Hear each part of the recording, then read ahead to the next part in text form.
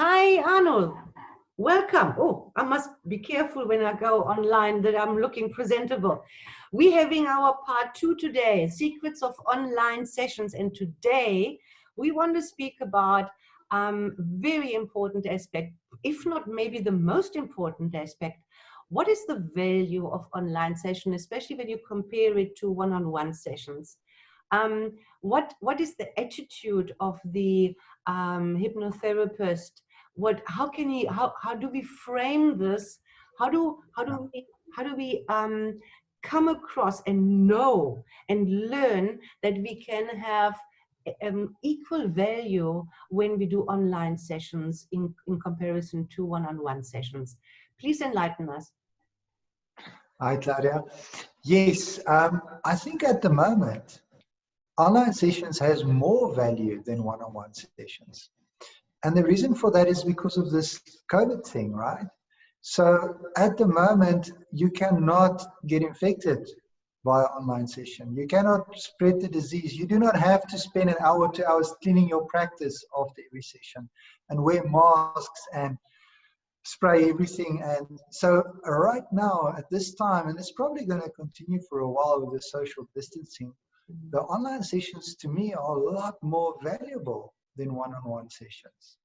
And I think that's important for you to realize that. And then when your attitude when you come to these sessions should be of bringing a lot of value and also feeling that you are adding that value and being professional, right?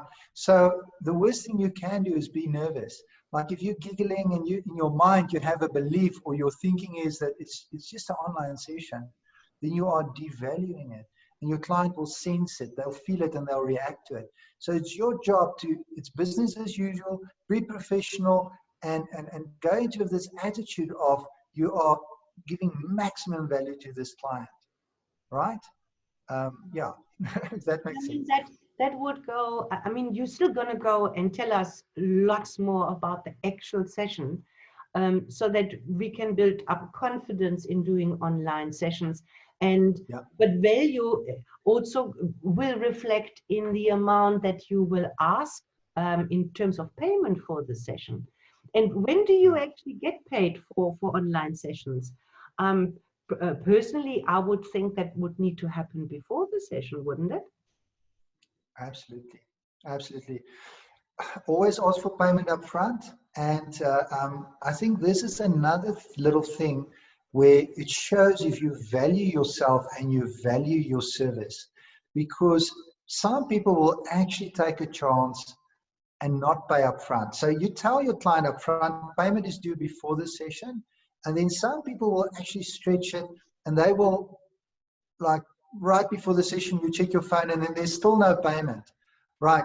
So my recommendation is value yourself, value your sessions enough to insist, to say to the client, if you haven't received payment, for instance, or proof of payment, by, for instance, the morning before the session, send them a message and say, would you like to reschedule? Because I see no proof of payment has come through yet. And the first time, maybe the first, second, third time, first few times you do this, is going to be a little bit nerve-wracking, standing on that boundary of yours like that and valuing yourself. But after that, it becomes easy. And you know what? People, clients, they feel it and they respond to that, and they're gonna feel they're gonna get value because you insist on that value up front. Yeah. Tell me something, Arno. As I say, we haven't really gotten into the session. By the time we are through with these educational videos, do you think it's possible for somebody like me who's never done an online session that I would actually transfer my confidence I have in my therapy room into this new platform? Absolutely, absolutely. And that is so important to realize that only way you're going to build that confidence is to actually do it and then to get feedback, to see the results. You know, come the end of that session and you do your transformation and that client comes out and you see that beaming smile, the tears and the smile and everything, and you notice the impact. Then you know, wow, this is working and it's working online. So that will build your confidence and that will cause you to become more open and available to do more and more of these sessions. Yeah. So absolutely, I think it's actually, if I look back now, for me doing online sessions is just the norm. It's the easiest thing in the world. And yet I know there's been a process where I started where I had to kind of transition into it. But after a while, it becomes just like a normal one-on-one session. It's like you just do it. You don't even think about it. You get so good at it that it happens automatically. Well, what I can compare it with is I haven't met my family or dear friends in person, obviously, because of the social distancing. But even when I speak with you, I find that our communication, our conversation is just equally as good as being in person. Yeah. Mm. Absolutely, absolutely. It's basically just getting used to it. And I think that's important to start practicing with people, you know, friends, study buddies. Just start doing video calls already. As you're now learning to do online sessions, do little mock sessions or practice just to get it started. So since I started learning the Zoom platform or whatever platform the therapist or facilitator will want you to use, I also think it's a good idea to get familiar with the technical side of this, where to place your, where is the good reception, how do I look, uh, when do I record, is the camera on, is the sound okay, and things like that. And I know that you said with the next video we're doing, you're actually going to give us the secrets how the pre-talk is going to be different and how the induction is a little bit varied. And would you say then is the time to really go and practice it either with fellow facilitators or with friends or family? Yeah, absolutely, absolutely. I think in the meanwhile, depending on how much you've been using video calling, what you can practice already is just talking, right? So, you know, like what you would normally do an audio call, consider doing a video call and just kind of get used to it.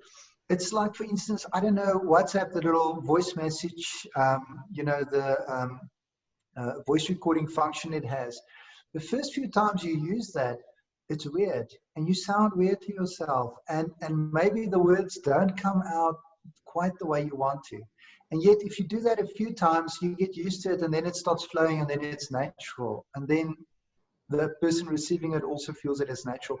So my recommendation is just maybe start just doing calls if you haven't done a lot of video calls, just to start with friends, partner, you know, somebody that's in lockdown somewhere else, just to kind of get easy into it. Obviously, we're going to talk in more detail of how to do the actual session.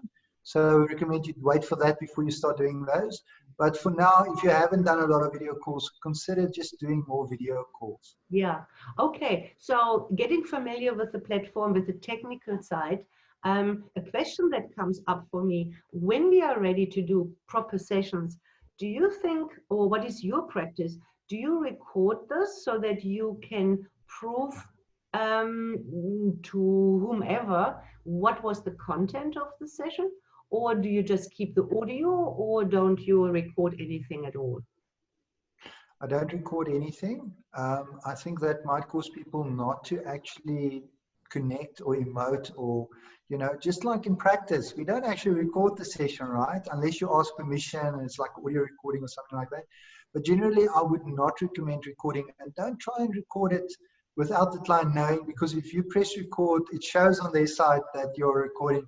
So please don't record it unless you are asking permission up front and they are comfortable with that. But generally, think about it. This video file can easily end up on YouTube. It can easily end up on the internet. And this can cause a person to start getting worried, and they might sit there thinking, maybe I should be careful of how I look right now. Do I have a double chin at the moment? You know, maybe I should have put on more makeup, right? So these are the last things that you want a client to go through their mind. So my recommendation is don't record anything. Thank you for that. In other words, when we market our or advertise our services online, maybe that should be mentioned with the confidentiality clause that Yes, unless the client requests this for any reason, the sessions will not be recorded for confidentiality reasons. But that absolutely. brings me to another thing, Arno, that is really important, and I don't know at what stage, from a technical side, what if you started, God forbid that the client is in hypnosis, but what are you going to do when the line really drops completely and you lose connection? Yeah. Now, I think that's very important, Claudia, because this is also part of being confident. So if that line drops, you as a facilitator should not freak out, right? Um, they're going to hear it in your voice when you connect again. So it's important to kind of pre-frame it or preempt it in the pre-talk and tell the client, you know what, with these kind of connections, you never know. The connection might go off. You know, it really does. It should be fine. But if it had to go down, this is how we'll handle it, right? So if we are in hypnosis, then what will happen is, and I go quiet, um, you can just open your eyes and look at your screen. And what I will do is I'll instantly reconnect again, right? So just look out for my connection and just open that connection again so we can continue. And you will actually find that this has it only has a positive effect. When that happens, you are able to just close your eyes and go deeper. And that's what you tell your client. The moment you see them again, you just say to them, that's right, close your eyes and go deeper. And you know from the training that we call that fractionation. So that is valuable. You're actually fractionating your client. So it's not an issue. Even if the connection gets broken for up to a minute, you can just tell your client, close your eyes and go deeper, and then just lower your tonality a little bit and just make sure, watch those trance signals and make sure they dip right back into it. The real problem comes in when that connection drops and you can't get it open again. If you start dialing again, you know, video call, whatever, and it's just not going through.